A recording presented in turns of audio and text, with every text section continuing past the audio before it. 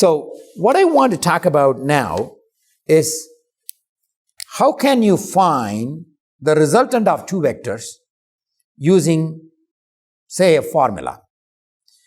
Again, let's take a look at the same example. Here is my vector P. Here is my vector Q.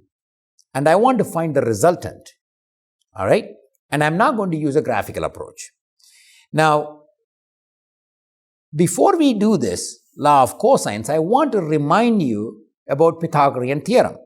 All of you know, if you have a right triangle, which means one of the angle of the triangle is going to be 90 degree. It has two legs. Let's say this is side A, this is side B, and this is side C, which is also known as hypotenuse. And this hypotenuse square is equal to A square plus B square. You have learned this probably in middle school. And if I want to find this side, C, assuming the other two legs I know, it is going to be square root of A square plus, B square. This is a formula you have learned long time ago, the famous Pythagorean theorem.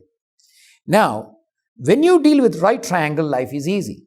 In fact, I always tell my students you should get excited when you see a triangle because you see a right triangle, the only theorem there is the Pythagorean theorem, you can solve it.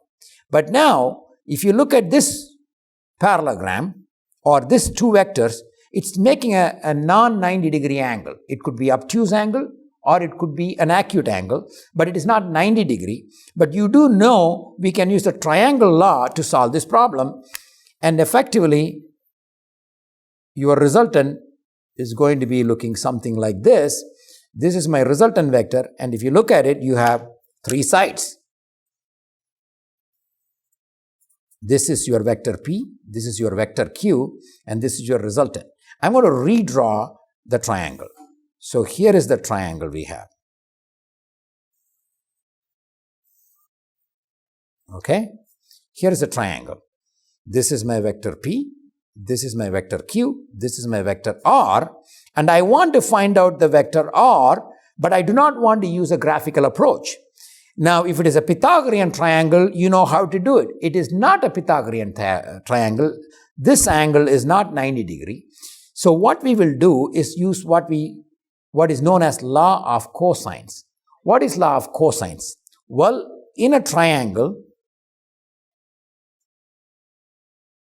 R square, in other words, this longest side is equal to the other two sides squared and added, P square plus Q square, minus 2P Q, these are all magnitudes, cosine theta, and this theta being the angle between the other two sides. I want you to take a closer look at this formula. It is similar to Pythagorean. Instead of C square, we have R square, that's our resultant. A square plus B square, we have instead P square plus Q square. So it's similar to Pythagorean, but then we have another term here involving the sides and the angle. Now, if cosine 90, if this angle happens to be 90 degree, you all know cosine 90 is 0, this term drops out, it becomes right triangle. So, law of cosine is more generic, and you can imagine Pythagorean theorem as a special case of this. This formula essentially is known as law of cosines. What this basically tells you is if you know two sides of a triangle and the angle between them, you can always find the third side. It's pretty much same as Pythagorean theorem. If you know two sides of this triangle, that is A and B, that means you know the length of that. And if you know this angle, you can find the third side.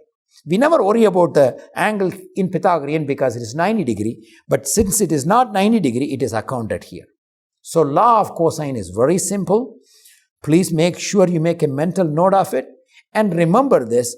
And once you know this formula, you can actually solve for any one of the third sides given the other two sides and an angle between them. So law of cosines is going to be a very useful tool in solving problems involving triangles.